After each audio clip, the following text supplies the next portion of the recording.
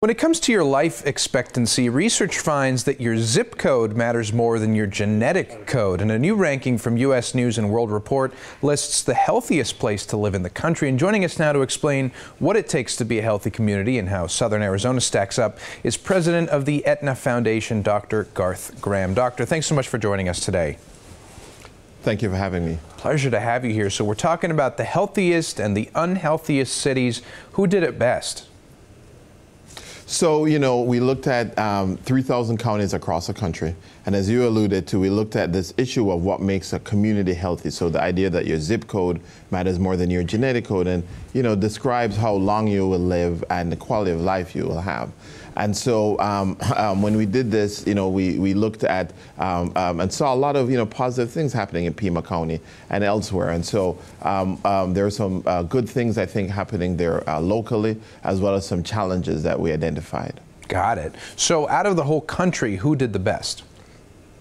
So out of the whole country, we saw areas in Virginia and Colorado that ranked in the top 1, 2, 3, and 4 areas. So Falls Church, Virginia was the actual #1 county across the board. And they had a lot of features that were similar to the positives that we saw in Southern Arizona and elsewhere. Excellent. So Southern Arizona did very well in your estimation and in the study. What is the life expectancy here in Pima County? So, Southern Arizona and Pima County ranks just about average for both life expectancy as well as a lot of the other factors that we saw looking at counties. And one of the strengths you see in places like Pima County in Southern Arizona is things like access to fresh fruits and vegetables. And, that's not uniformly present across the country.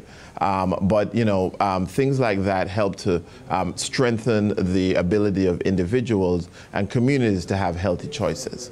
Well, and also probably things like the weather certainly help too. It doesn't get extremely cold here. It does get pretty warm, but we do get plenty of sunshine as opposed to places like, say, Seattle, where people might have different disorders because they don't get enough sun, like seasonal affective disorder. But what criteria did you use in each of these locations to determine how healthy they are? Yeah, so we looked at 10 categories looking at things like education, things that you pointed out, like recreational spaces and outdoor activities, or even indoor activities, but access to places where people can walk, bike, and play, and create healthier choices.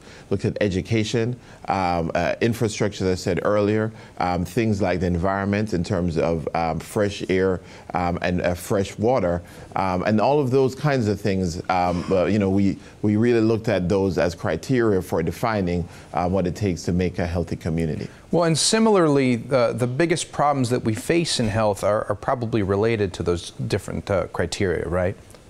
That's right, yeah. So, the biggest problems we still face are, things like diabetes, coronary heart disease and hypertension. Emerging problems in places like Arizona as well as in other states are things like the opioid epidemic, which is still impacting our youngest and brightest. So we have old issues and new issues, but still the same solution being creating healthy choices for all our folks in our local communities. Got it. So if you had to give a review in general of the United States, what would you say compared to, say, other countries? How's our health?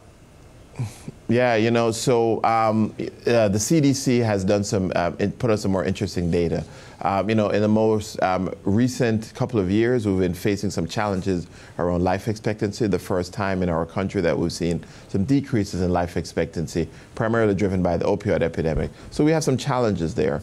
But what I would say is that the future is bright because we continue to have a number of local efforts in local communities where people are putting in the work that it takes to make their communities healthier. Right, you make a very good point. It starts local and it spreads from there and can really affect the country as a whole. So if people want more information to look at these details more in depth, where can they go?